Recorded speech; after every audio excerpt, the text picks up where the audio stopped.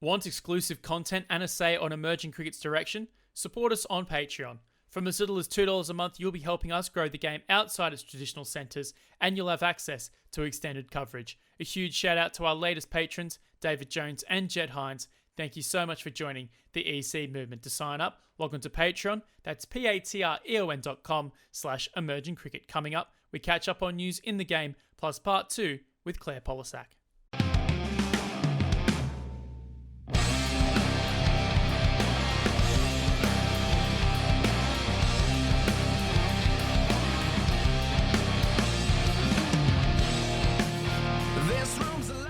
Hello and welcome to another Emerging Cricket podcast online and on Sport FM in Perth.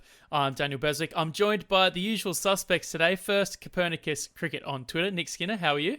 I'm very well, Bez. I've just got back from work, so a bit, had a bit of a nap, so ready to go for the podcast.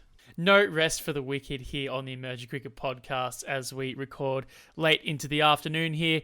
And of course, the pod would not be complete without the main man in Brisbane, Tim Cutler. Tim, how are you? Relegated to third place again, it would appear, but I'm okay. A little bit ropey. A friend in town last night that so had work-related beverages late into the evening. So today productivity's probably not been as high as one could hope, but got to power through. Yeah, I'm okay. Bez, yourself? How have you been? You've been jumping between stats packs. Are you back at Fox now? What are you doing? Yeah, well, I was ready to crack out Vanessa Williams again for you there after saving the best for last, or third in this case. But look, we've already got one copyright strike against us for last time, so let's just keep it. We don't want to have the podcast banned because BMG came after us for using Vanessa Williams for the second time. Yeah, look, just chipping away. Work sort of in and out between A-League, some cricket around the place. South African T20 Challenge cricket we're doing. We've done some women's internationals, Australia v New Zealand. Yeah, a bit of everything. So just trying to keep on my toes and also testing the waters of the employment market, giving LinkedIn a bit of a workout, my resume a bit of an update just to see what's out there. But yeah, enjoying time back at home and looking towards, I suppose, our emerging cricket discussions today. And unfortunately, well, here in Australia, things are relatively normal in the COVID world that we are living in. But looking to Cricket World Cup League 2 and the Challenge Leagues, we won't see any action in either of those until at least August, with more cancellations.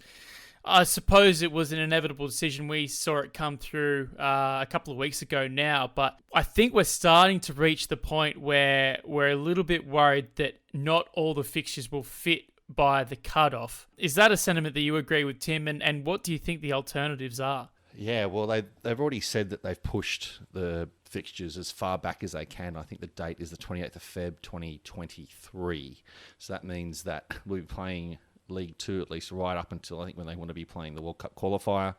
And as you can imagine, the ICC are running all these scenarios through as best they can. Yeah, and like you said, if it gets to the point of start losing fixtures, but I think the options being looked at are playing, instead of having the double round robin tri-series, of going into actually playing 4 ODIs against each nation to try and get as much cricket played as possible. And there's also considerations to having their own bubbles for like a super series come later in that time period. But I think that's trying to be avoided if possible. And I think the advantage that the ICC has is the money that they pay for all this cricket. That's something that we may assume that we know, but unlike full member cricket that is completely paid for by the two teams competing, with certain costs borne by the hosts and then the touring team having to get the team there and whatnot. But this is completely subsidised by the ICC, so that money is sitting there hopefully, and it can go towards some manner of bubbles perhaps later in the day. So I think there's an inevitability to this, that we're either going to have to play series back-to-back, or, and if we start losing games, I don't know whether we might get to the point of like a World Test Championship that we are looking at percentage of wins, because it will be an unfair balance, I think, if teams be able to play the number of games at home and away against certain teams. So, look, we're not there yet, but, look at the world and what's happening. And whilst we're seeing the vaccine being administered in certain places, I'm even looking at those dates in August in some of these countries, I think that might still be optimistic. Yeah, it's like you say. I mean, it's not surprising. It's disappointing. I mean, the they do still have some amount of time on their side. There's about half of this year that they're planning for. We'll see how they're going with vaccines and whatnot. But there's also, there's all of next year, and associate cricket teams generally don't have that many fixtures clogging up their schedule list. So they're often able to reschedule at a last minute because they don't have anything on anyway. So it's a source of frustration usually, but in this case, it's almost an advantage that their calendar's so empty because they can just sort of slot in whenever. I think, looking ahead, we've got the Challenge League in Canada in August, supposedly, which, I mean, the virus and vaccine situation there isn't fantastic. And in September in Jersey, the UK's been, quite good at rolling out the vaccine. So, we don't know what the travel restrictions are going to be like, that far away. But hopefully by, at least partway through next year, travel will be sort of a bit more feasible. And, you mentioned bubbles.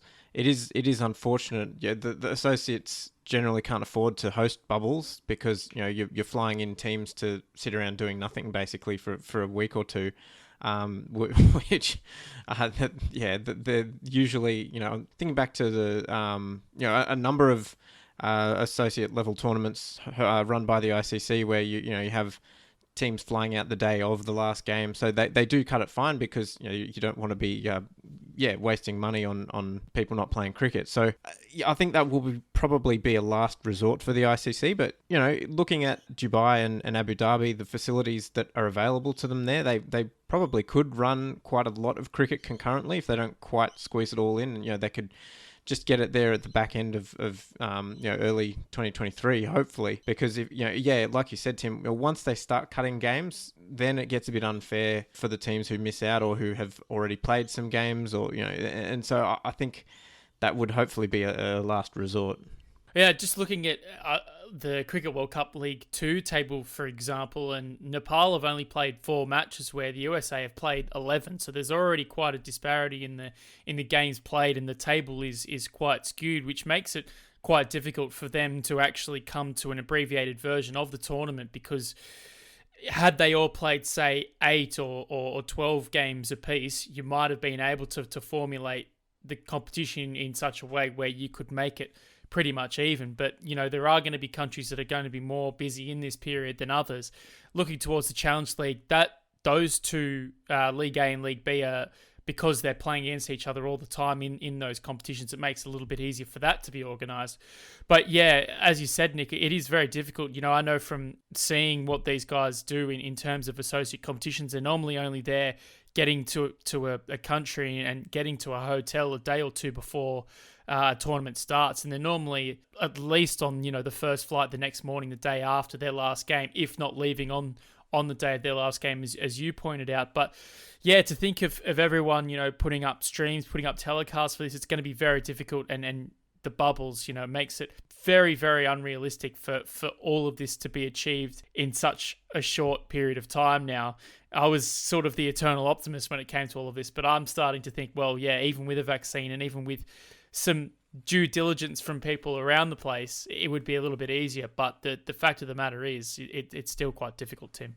Yeah, and I think Nick was talking about the affordability and associate players being able to be available quickly.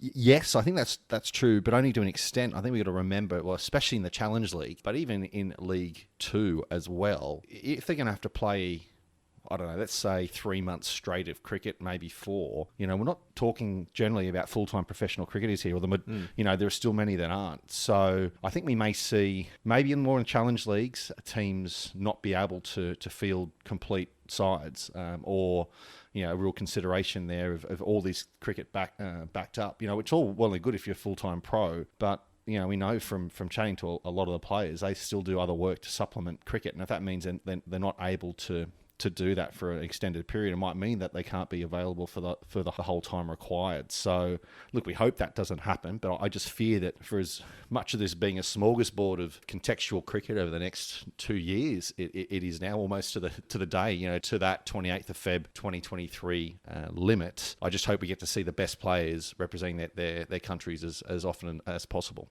Yeah, that's definitely a good point, Tim, about the availability. The only thing I would add to that, though, is that I think if you're looking at a tournament structure, even with that consideration, I think it's probably better to have it decided on the field, even if it is, albeit weakened teams, or, they need to shuffle around a squad because some of the guys need to get back to work. That's still better, I would say, than, missing games and going on percentages or whatever. Absolutely, yeah. I'll just sort of bring a perspective there of knowing that the struggles it is to get all these players together, and especially if it's going to happen quickly. People are taking unpaid leave off work. Only to think of Scott McKechnie in the Asia Cup, catching MS Dhoni off Ehsan Khan. He was on unpaid leave from his job at Kowloon Cricket Club. And you can only do that for so long, and that was at the time when the sort of leading associate teams.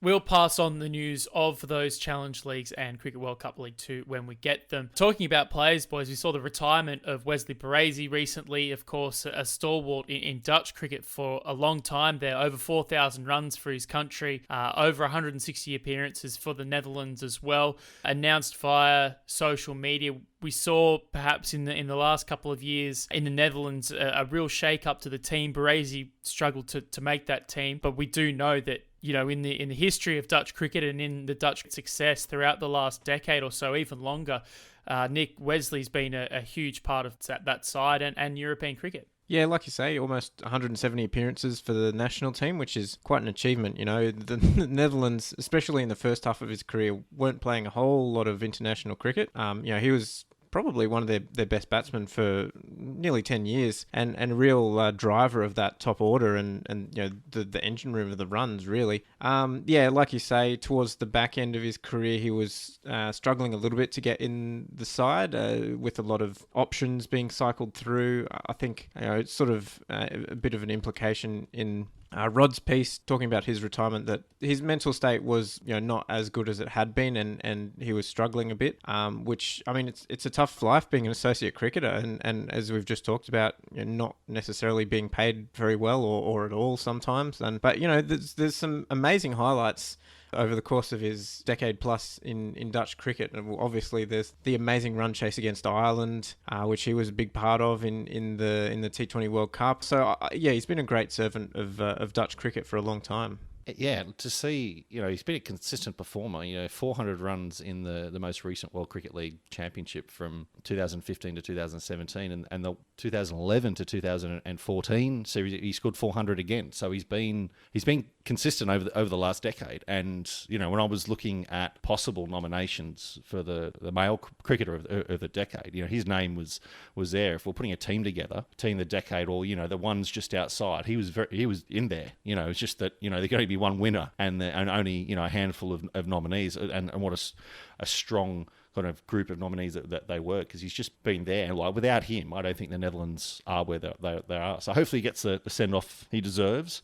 And it's never great when a player like this isn't able to go out pretty much on their own terms. I know that he's retired and he's still been playing cricket locally and going well. But, for someone who'd scored that many runs for his country, it's always sad. And as you said, well, he said it himself, how tough it is being an associate cricketer. And I think that was the quote that we pulled as the headline of when we posted it, that a lot of the cricketing world just doesn't understand what it means, and I think that was telling, and I think that the numbers of people that read that as well kind of show how much interest he sort of pulled across the sphere and beyond the associate world. So we go wishing the best in whatever comes next.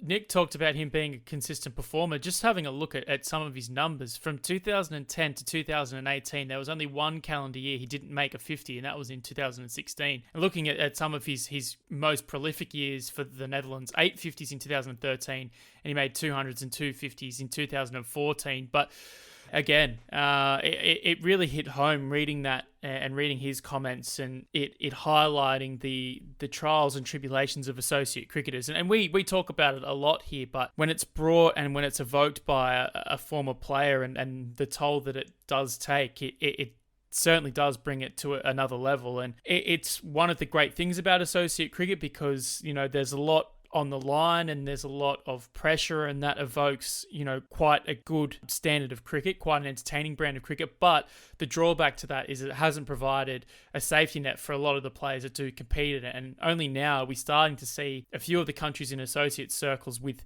full-time contracts, which helps quite markedly. And then say the advent of Cricket World Cup League 2 and other competitions like that, where there are consistent one-day internationals being played. But yeah, to look at Barasian, a player who'd been so revered in the emerging game, feeling that way, it definitely accentuates the situation that a lot of these guys are in. Just quickly, boys, we've seen some shuffling in the coaching world of associate cricket as well. Looking, and I suppose staying with the Dutch, Ryan Campbell's extended his contract there in the men's national team setup. That will take him through up until September 2022, which is actually the end of their Super League fixtures. To stay with the Netherlands, Shane Dietz has been announced as the Dutch women's head coach. He's on his way to the Netherlands as we speak. Jeremy Bray is off to Vanuatu, and Mark Coles becomes the first full-time Scottish women's head coach. Quite a lot going on there over the last couple of weeks or so. Plenty of chances and opportunities for some players in those countries to impress some new bosses. But I suppose we'll start with Campbell, Nick. And you have to say he's done a really good job in that setup. He's tried a lot of different players over the last 2 to 3 years just to make sure that he's got the right team set up. And the results on the field show that he's got a pretty good team and a pretty good a level of tactics and now built into that team as well. Yeah, I like his approach. I like the fact that he has been giving goes to a lot of different players and having a look at a bunch of different players and sort of getting them there and thereabouts and around the national team and a bit of a taste of it so that they're maybe a bit more ready if someone pulls out or is injured or what have you. I think the fact that they won the tournament to qualify for the next T20 World Cup and that was a testament to his approach. They pulled together a bunch of different players and because they'd all had enough experience at the top level, they had the new guys and the experienced county guys, and they all just gelled. And so I like Campbell's approach. I think his extending his contract to the end of the Super League is a good move because that gives them that level of consistency throughout the tournament. And I mean, obviously they haven't actually played their first Super League match yet. They've all been cooling their heels, playing some domestic stuff. In the Netherlands with the pandemic and obviously not being able to play much international cricket, but I think it's a good move. And looking to Dietz coming into the women's setup as well, having a couple of guys with very good, a lot of experience.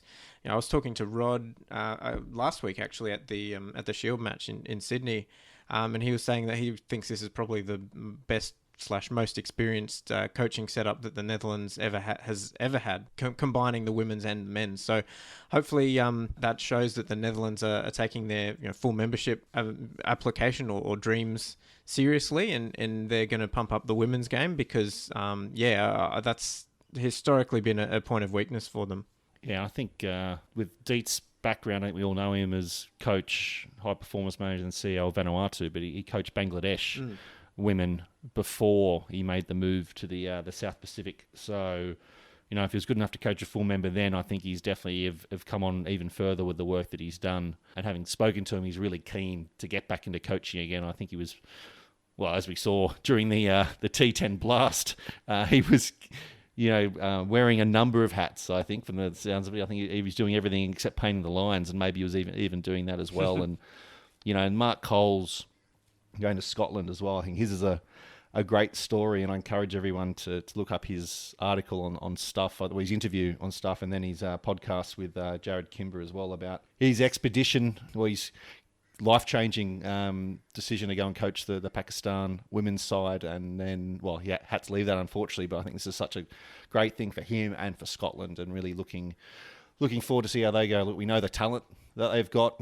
We know the sisters Bryce and how amazing they are for as long as Scotland can hold on to them. But no, it's just good news all around. But a bit of a swap, really, isn't it? With Dietz going to the Netherlands, Jeremy Bray flying east, going to Vanuatu from Denmark. So Denmark are going to be looking for a head coach now as well for their men. So it's a bit like when something happens in the insurance market. You see one person move, and then everybody shuffles around for into the roles. So it'd be interesting to see what tack Denmark take. Having someone been there for so long as Jeremy Bray's been, I think it was 6 or 7 years in Denmark, about the sort of attitude that they take and the type of coach. Yeah, I know it's been tough for them. They haven't been able to play, well, almost anything really. They had a few sort of unofficial internationals against Norway last year, but other than that, it's all been domestic stuff. So, yeah, tough for him to really build towards much at all. I like Bray. I like his approach. So he's a very no nonsense sort of guy. I met him at in Malaysia a couple of years ago in a World Cricket League, and I think he'll do well in Vanuatu. He'll bring a bit of probably some discipline to a team that has perhaps struggled with that in the past as well. And I'm very interested to see how it goes. And sorry, just on Mark Cole's coaching the Scotland women, I mentioned the Netherlands full member plans. Scotland obviously has similar plans, and their women's side is another place where they're looking to improve as well. So that's a good sign that they're taking on a full-time coach there. It's a game of coaching musical chairs, but it is an exciting time in the emerging world, and we'll be keeping a keen interest on all of that. Some news this week to wrap up, and in a boost for the game's development, over 500 matches across 3 global events will be streamed in a deal with the ICC and IMG.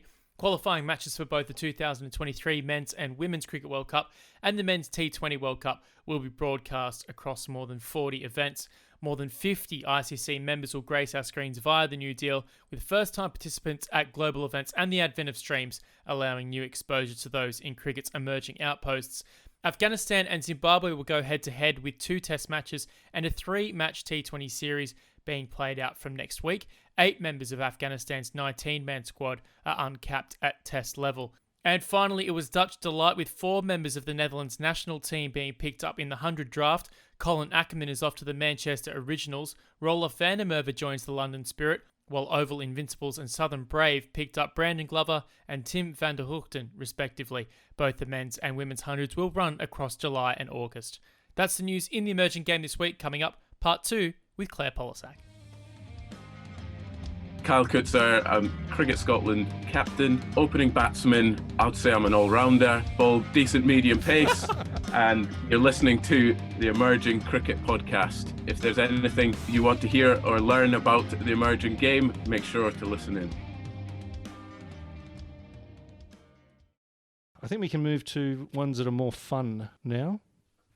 Has she umpired Greg Matthews? That's a great question. No, I've heard he's a lot of hassle. Yeah. Well, we'll get to... Well, I've played with him. He called me his protege at one point, so I feel like I've seen him from another angle. But anyway, he's a strange cat. Was that protege in spin bowling or protege in hassling umpires? I'm not going to dignify that with an answer, Nicholas. Anyway.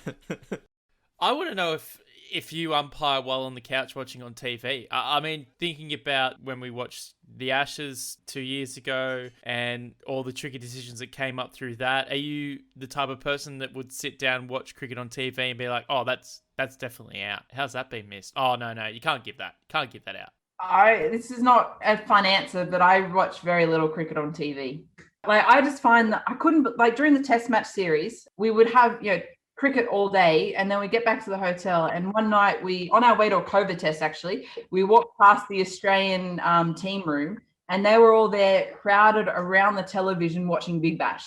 We are not, there are a few nights where we watched TV, and there are even fewer nights where we watched Big Bash on TV, just because we're watching cricket all day. We don't want to be watching it at nighttime. Yeah, it's just there's just some cricket nuffies out there, and we're not generally one of them.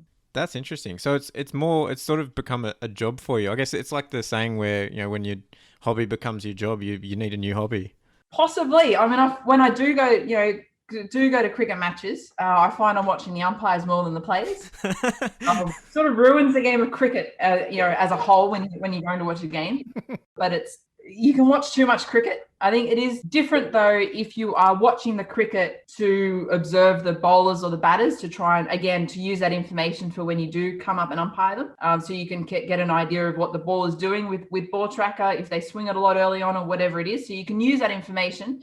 But as a general sit down on the couch on an afternoon and watch cricket, I don't really tend to do that. That's actually quite relatable in the line of work that I'm doing now. Like that state game that was on today, I could have done 50 other things today instead of that, because it gets to a point where you're just exhausted and almost numb to like all of it. And then going away and there's cricket on TV and someone asks, oh, like, have you got anything interesting on this guy? I was like, mate, please don't. Like, the last thing I want to do is think. Let me just drink my Tui's New and sit here in peace on the beach. I don't need to talk about this with you anymore. Like, Yeah. Is your name Lisa Sthalekar? The answer is no. He hasn't dropped her name this podcast. yeah. So we've been talking a bit about your career and our brush with the umpiring mind of Claire Polosak in Namibia. What are some of your favourite career moments, looking back, best matches or best place to visit, best facilities, best food, just do a top 5 of some of the best things that you've come across in your time umpiring. Yep. Best venue for the spectacle would be Dharamsala with the Himalayas in the background. Oh, yeah. The best one for food would have been just recently during the Test match series, I think, because we weren't allowed out. They fed us really well. What was the best feed you had? There was a night and we had a breakout area and we were sitting on the couches and we saw dinner was being served and saw some plates of oysters come out. I said, oh, that's okay. 2 or 3 plates of oysters between the 9 of us. That's okay. We got to the table and there was a plate of oysters for all of us. Oh. And we're like, whoa, this is pretty nice. We think they've got the menu mixed up because we shouldn't be getting this. So that's recent. So that helps come into the mind there.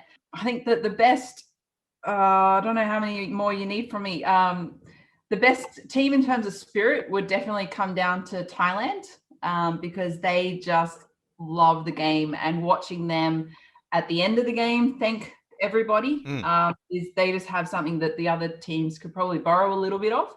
And just how much they appreciate and enjoy playing the game there. 2 more. Best facility in the associate world that I've been to.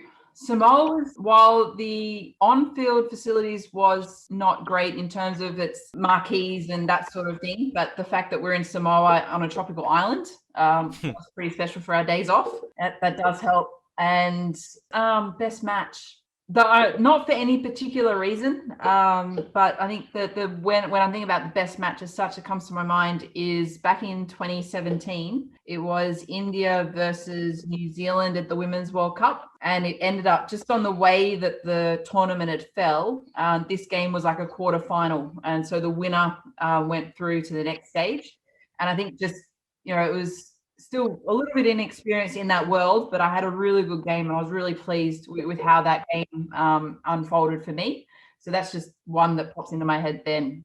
I think we've tortured you enough on trying to get all those answers out. Now, what's any good bush lawyer moments from captains on the field? What's the best, funniest, worst argument that you've heard about disputing a decision? Has Greg Matthews yelled at you or, screaming in your face? Yeah, I saw this question and I don't have an answer for you. I mean, when you said Bush, that made me think of Goulburn. And the only sort of story that has come to my mind there was early on, I was standing at square leg, and it's got nothing to do with the decision, but I was standing at square leg and a gentleman or a player has lifted his leg and let go of this massive fart that I've ever heard in my life. I'm only 18 at the time, biggest fart I've ever heard. And he's realized that I'm standing, not far away from him, and his face is just dropped. So he's like, oh my God, what have I just done? So that's just what popped into my head then, but nothing to do with decisions. But that's just what popped in there for you. So not so much Bush lawyer, that was more Bush destroyer, wasn't it? So, yeah. I think so, yes. Nate, who's our America correspondent based in North Carolina, the cricket hotspot down there near Morrisville, wants to know about your experience with DRS, how much you've used it and having your decisions reviewed, and whether you find it as an asset or if the expectation works in a negative way when it's not available. Yeah. Really good question, actually. I've had limited experience with DRS, but in the 2018 World Cup in the West Indies and just recently in the T20 World Cup in Australia, all games were DRS, which is fantastic. I actually really like DRS because so with DRS, it means that if you have made an error, it shows that the game can just move on if the players have reviewed it. If we've made a decision and it takes the players 15 seconds to decide whether or not to review it or not, probably not a terrible decision. I had one decision in the West Indies in 2018 where I actually got 3 noises. I got what were they? I got ball on bat, ball on pad, bat on ground. And I'm like, and it was an LBW appeal. And I'm like, I have no idea. The team, they discussed reviewing it and they didn't review it in the end. And it showed that it was pad first, but the umpire coach was there and he said, look, you got 3 noises. There's no way that you could have worked out which one came first. And in that game, there were a couple of other decisions also that the same team probably should have reviewed. And one of the coaches was in the lift with another umpire, and the opinion wasn't that the umpires had made a mistake; it's that the players hadn't reviewed the right decisions. So I think it sort of flips the pressure around a little bit. I like it because it shows, if there has been an error and it gets rectified, then the game moves on and people don't care about it, as opposed to having errors potential. I mean, you can never say that one error ruined a match, but it removes away that angst about it all. And I think without games without DRS, it can make it harder for the umpire, I guess, because there might not be the definitiveness of whether or not a decision is correct or not. So, I mean, the decision today with Curtis Patterson was given out caught behind. There was no stump mic, there's no ball, ultra edge, no RTS. So I'm pretty sure that the umpire got the decision right, but there's no conclusive evidence as such to stop that player from thinking about it, if that makes sense. So I really like DRS. I find it's a lot more relaxing to umpire for me under my limited experience with DRS, because if a mistake does happen, then there's the opportunity to rectify it. So I was just thinking about, I know this year on the Channel 7 broadcast during the test matches, they actually had Simon Taufel on to provide an umpire's perspective on a number of decisions and to clarify a number of laws, which I actually thought was a really good innovation that was brought in. But outside of that, we haven't really seen it too much where the umpires actually get a chance to explain their decision-making process.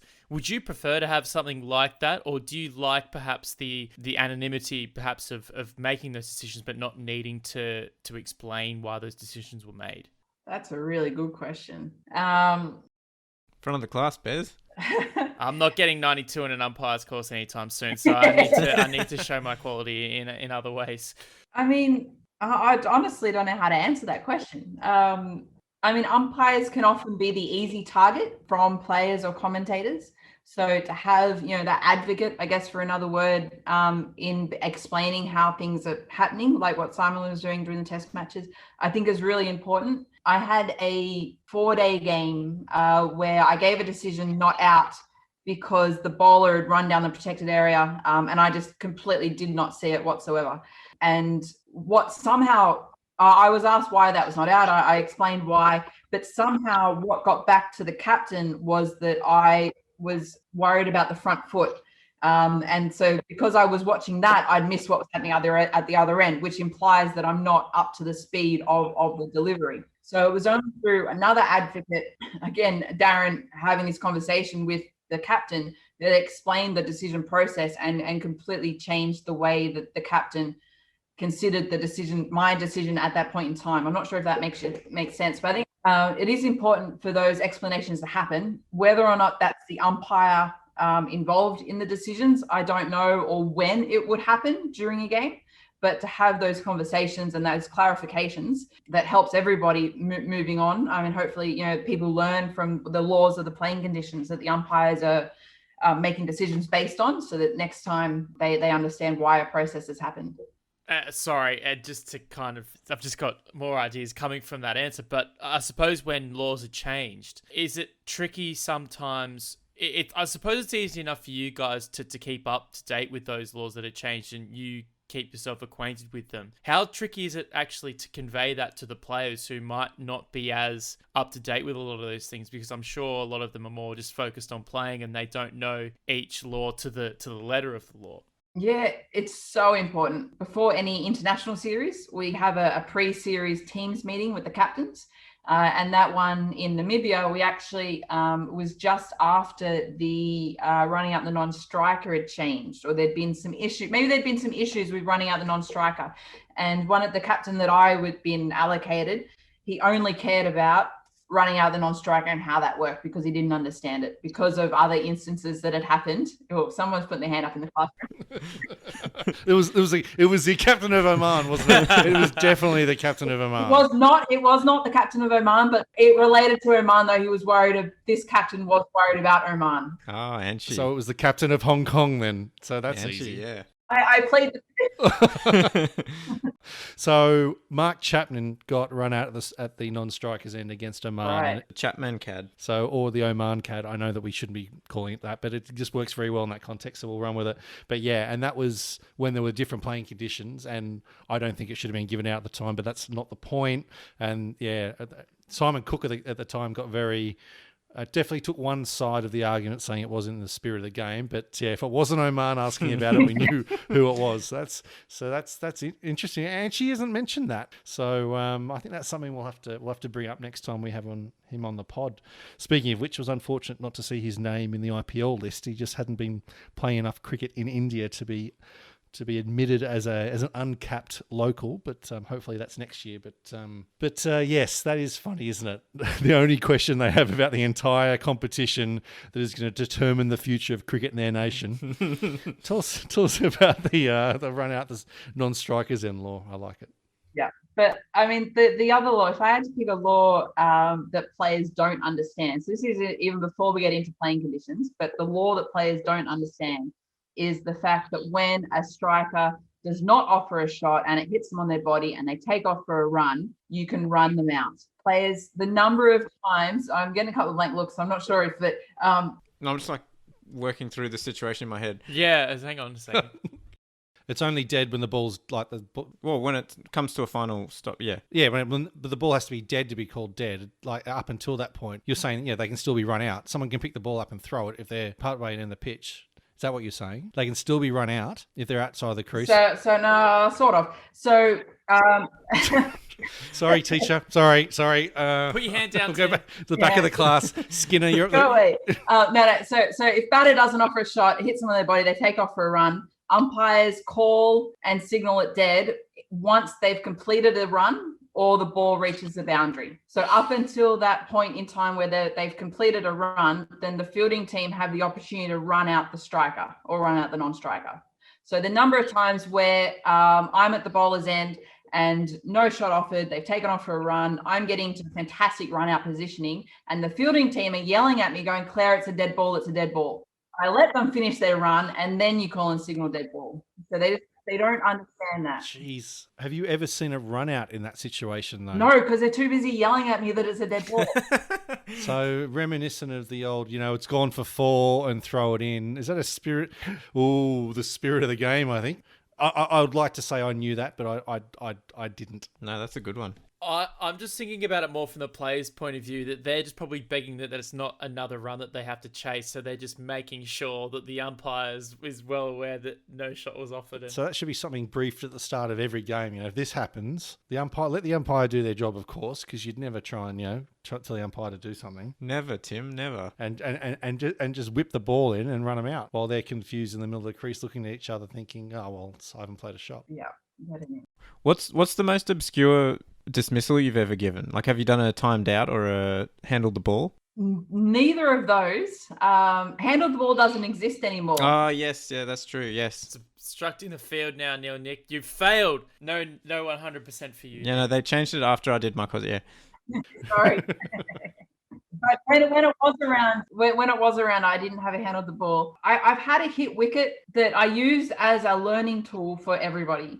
I was at Square League, first season of umpiring, and the bails are on the ground, and I'm not watching, and I don't know how the bails got to the ground. I ended up giving it out hit wicket because the bails went backwards instead of forwards. So that was probably the most obscure one there. It's really important to continue looking at the stumps. So that's probably the most obscure one, and to this day I don't actually know if I got it right or not.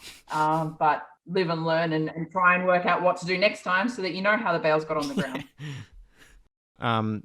You might not want to answer this, but Nate's he sent through one at the last minute. Have you ever officiated a game where you suspected match fixing? I've had instances where I've reported things to the anti-corruption, but I wouldn't say match fixing as such. It's just you see something, you're like, oh, that's not quite how the game should be played. Is there something? And then all we do is we report it to the anti-corruption guys, and then they do with what they want. So the instant that comes to my mind is that an opening batter in a T20 game dotted out and over, and I'm like, oh, that's a little odd. So I mean, you can. That's probably, I've never thought a whole game has been fixed. It's just you get little points in time where you're like, oh, that doesn't quite make sense. I remember a certain Hong Kong batsman doing that in the T20 World Cup qualifier in 2015. He's now banned for life. So I think it's fair to say that when it happened, we looked at each other and was like, this is not right. Yeah. And then you hear that he made sure that he was on strike, and it's like, yeah, not good. But yeah, so that I know you weren't there, so it's like but it was eerie. As soon as you said that, I was like, it all came back to me. And understandably so. Well, it'd be a lot better if. Anyway, moving on. David Ager, who's one of our contributors, ex-England, now in the US. We'll see, all the cricketers are going there. Just really wanting to know about what barriers that you've faced or still face as a female umpire, and any advice for aspiring female umpires. I think you've talked about some that you've sort of helped along the pathway, but anything there about what you've experienced? Yeah, I think initially the biggest barrier that I sort of came across was around, because I was female, they didn't think that I could umpire. Or when I turned up for my second season of umpiring, an umpire was like, "Oh, you can't do this as long as I can." And I'm like, well, all right, let's see about that. Why not? And to his credit, he is still umpiring, so he has been umpiring an awful long time. But I think when I was umpiring Goulburn, a friend was driving past, and she stopped to watch for a little bit, and she said, "Did you realize that when they were appealing at your end, they're a lot louder than when they appeal at the other end?"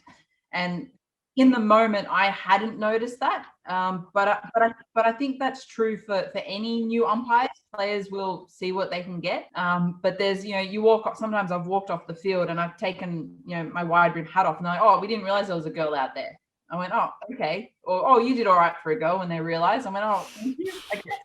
So there's not any of those sort of, I don't know if you call them barriers or not, but just crashing misconceptions that other people have about female umpires. And what I said before, about players don't care as long as you do your best and you're a good person, I think is what comes down to it. And I mean, there's a whole lot of stuff happening at the moment with like building female friendly change rooms when they build new sporting complexes. So I used to, when I didn't know the ground, I would turn up dressed so that I wouldn't have to deal with getting changed, under a marquee, for example. But now, first grade in Sydney, all the grounds are fantastic. And I walk up to grounds and there might be, like, Drummoyne Oval's got 2 umpire change rooms. And they always say when I get there, "Oh, you can use the other change room if you want." I went, "Hey, look, thank you, but I've been sharing change rooms for 12 years. But it's nice that they've thought about it and they've considered it. So yeah, it's slowly changing with more, as people get more exposure to female umpires, I think. Look, any advice that I've got for new female umpires or just new umpires in general, take on as much feedback as you can, work out what works for you, trial it in a game, trial it in a net session before you actually step onto the field of play, and really be open to feedback and looking to the more senior members of your umpires association. Something that New South Wales umpires do really well is looking after each other and helping each other do better every time they step out onto the field. Now, Claire, we gave you a warning and you're sitting there. It looks like you're racking your brain here trying to come up with something. And it has been difficult for a number of our guests. I should make that abundantly clear. especially for an umpire here, I'm sure thinking about the laws of the game. But if there was a law of the game you wanted to be changed, what would it be and why? I mean, it's a hard one because cricket is so good. One that comes to my mind. You're not getting I away with want that. to cough out. My husband used to play last man stands, which I don't call real cricket, to be honest. I think it's very good for social time, and I guess it uses a bat and a ball, and it's fantastic to get people involved in the sport. But what I do like about it is the double play law or double play playing conditions. Ah, So where you can be caught and run out. another fan of the double plays. It's been a popular one, yeah. Yeah. So I think that adds another element to it. If you can get two batters out on one delivery, that might change a lot of games. Makes a lot of sense. See people get dropped and then get run out just because they're both hanging in the middle of the pitch. That's a hilarious dismissal, but Well, yeah, dropped and then 2 run outs at either end. Yep. That'd be Well, fun. Sorry, then a run out at either end. Yeah. Yeah, one of the with those really bad mix-ups, we're in the middle and it's like, yeah. Well, they're both all running to one end to start with, and then they Oh got. yeah, and then they both go to the other one. Yeah. Yeah. actually, I don't know if we've discussed it yet, but how hilarious would it be the fielding team just in the middle, sort of together after celebrating a double wicket, and then basically a new pair walking out like it was the start of the innings, and they're basically just watching these two guys walk out, both about to be thrown into a baptism of fire. I reckon that would be Yeah, I hilarious. guess you couldn't sledge them about running their partner out though, could you? Because they're both newbies. But 2 new guys at the crease. 2 brings 3. Yeah, 2 brings 4. Yeah, see, Yeah. Claire did that for those watching on video for our video pod. But isn't it funny though with the with no crowd and the stump mics up, how you hear how bad some of the sledges are from the national. It's like it could be down the park on a Saturday afternoon, and some of it, apart from it, it's all scripted. It's like, oh, I'm going to say this because it'll be funny. But it's like some of it, oh, come on, 2 rings 3. It's like, no, that's. Do you have to cover up a laugh sometimes, Claire, when you just hear one and you just think that's brilliant, but I can't show any reaction to that? Yeah, what's the best sledge you've heard? I have in the past, and I was just thinking, don't ask me, because I can't think of one that stands out, but I do remember trying not to laugh, and going, oh, this isn't a good look if the umpire, you know. So it's not a good look, but it's and that's where for me, like sledging and banter, you know, as long as if it's personal, then that's completely no game. But if it's funny and it's intelligent banter, then I am go for it. But if it's just dribble, that's when I get annoyed. Oh, what's the smartest sledge you've heard? Oh no! Again, I've thought of one that that happened in a 4-day game, and it's not the smartest one at all. But it was a 4-day game, and one of the batters had issues with I don't know what the story was, but there was something about issues with his pants and issues with, you know, having accidents in his pants or something. I don't know what it was, what the backstory was, but one of the players just kept going on and on about, you know, kept talking about shit in the pants and what's this and what's that, and I let it go for about 40 minutes or so, and that's when I got the shits with it, and I just turned to the player and I went, I'm tired of this shit. Can we find something else? And he got a laugh, and then he found something else. So, but that, you know, I had a relationship with that player that I felt that I could do that with him. Yeah, so that's probably, you know, you don't really want to be the umpire sledging the players or saying something back to them. That's just one that comes to my mind there. Well, that's game management though. Yeah. Yeah. Such incredible insight into the world of cricket through the lens of an umpire. Our first proper match official on the Emerging Cricket podcast, and so glad to have you on. Claire Polosak, thank you so much for joining the show. Oh, thank you very much. Thank you for being interested. It's been fun chatting to you guys. A huge thank you again to Claire Polosak for joining us on the Emerging Cricket podcast. That's everything in the emerging game this week. Make sure to subscribe to the Emerging Cricket pod if you haven't done so already, so you can tune in as soon as it drops every week. Pass the pod around, and make sure to give us a 5-star review. If you want to support us financially, go to Patreon. That's patreon.com/emergingcricket, where you can support us from as little as $2 a month. For now, on behalf of Nick Skinner, Tim Cutler, and myself, Daniel Beswick, see you next week.